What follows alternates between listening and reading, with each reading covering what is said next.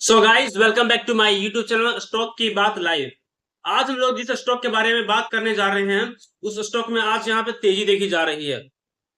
और तेजी जो है, तेजी यहाँ पे इसलिए है क्योंकि एक्सपर्ट का कहना है कि इसका जो क्वार्टर नंबर आने वाला है वो अच्छा हो सकता है और इसी वजह से इस स्टॉक में यहाँ पे तेजी बनी है 2 दिनों से। तो देख सकते हैं यहाँ पर 2 दिनों से यहाँ पे तेजी बनी हुई है। तो इस स्टॉक का नाम है बैंक ऑफ इंडिया।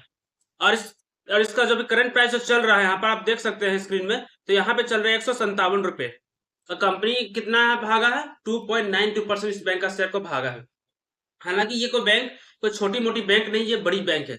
कितना 71,632 करोड़ की ये बैंक है। और करंट प्राइस जो चल रहा है 157 रुपए का चल रहा है। हाई जो लगाया 158 पे, मतलब अभी ये अपने ऑल टाइम हाई पे है। और जैसे इसको ब्रेक करेगा हो सकता है कि आने वाले समय में अच्छी खासी मूवमेंट देखने को मिले। और लो कितना था? 92 रुपया 70 पैसे का।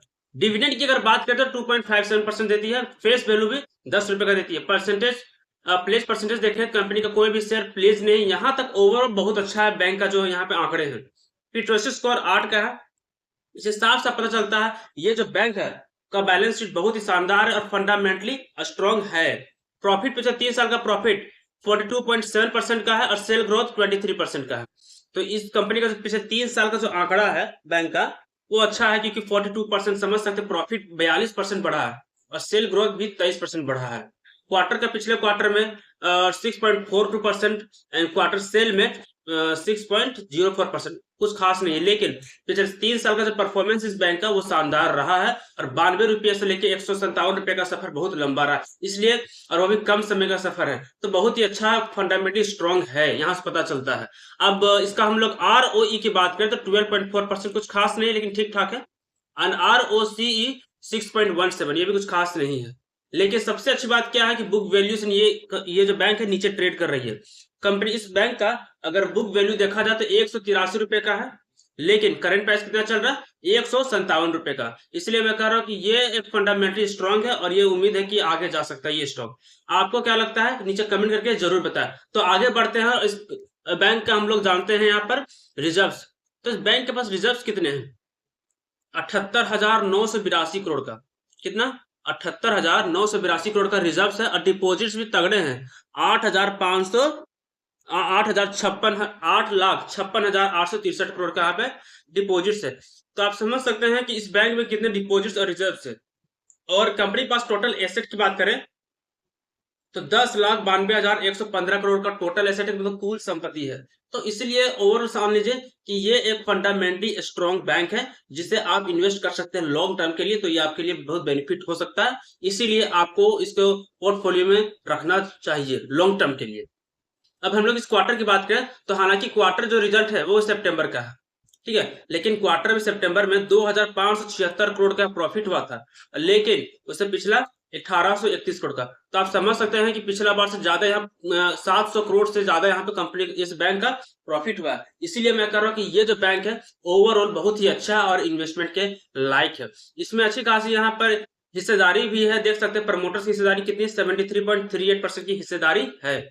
FI के पास है 5.82% की हिस्सेदारी है। DI के पास 15.18% की हिस्सेदारी है और पब्लिक के पास केवल 5.62% की हिस्सेदारी। और हमें ऐसे स्टॉक में इन्वेस्ट करना चाहिए जहां पे पब्लिक कम और FI DI की हिस्सेदारी ज्यादा हो।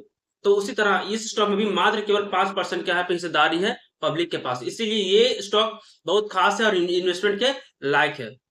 अब एक सवाल उठता और है कि यहाँ पर जो सवाल उठा है क्योंकि यहाँ पे तेजी देखी जा रही है। तेजी कारण क्या है कि उम्मीद जताया जा रहा है कि ये जो स्टॉक है का क्वार्टर नंबर्स बहुत अच्छे आया है। और इसका जो क्वार्टर नंबर जो आने वाला है 21 वेडनेसडे को, 21 जनवरी को आने वाला है, ठीक है। यहाँ पे ये जो आया नोटिस आया है यहाँ पर, ठीक है, बैंक के तरफ से।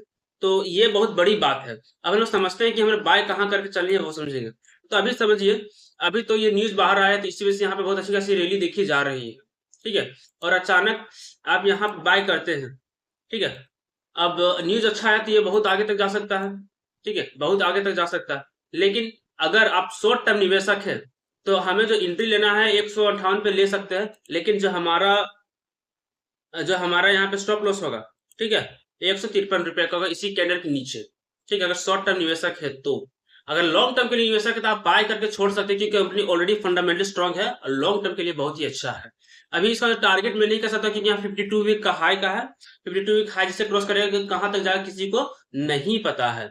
लेकिन अगर आप नए बायर हैं और शॉर्ट टर्म के लिए हैं तो आप 157 के ऊपर बाय कर सकते हैं, लेकिन स्टॉप लॉस आपका 153 का होना चाहिए। और अगर लॉन्ग टर्म निवेशक है तो आप खरीद के रख सकते हैं, इससे कोई चिंता की विषय की बात नहीं, क्योंकि ये जो कंपनी फंडामेंटली प्लस टेक्निकली दोनों तरह से स्ट्रांग है। और ये स्ट्रांग है इसलिए आपको इसे अपने अपने पोर्टफोलियो में जगह देनी चाहिए। आपको क्या लगता है मेरे इस वीडियो के नीचे कमेंट करके जरूर बताएं, और वीडियो अच्छी लगे तो लाइक और सब्सक्राइब जरूर करें।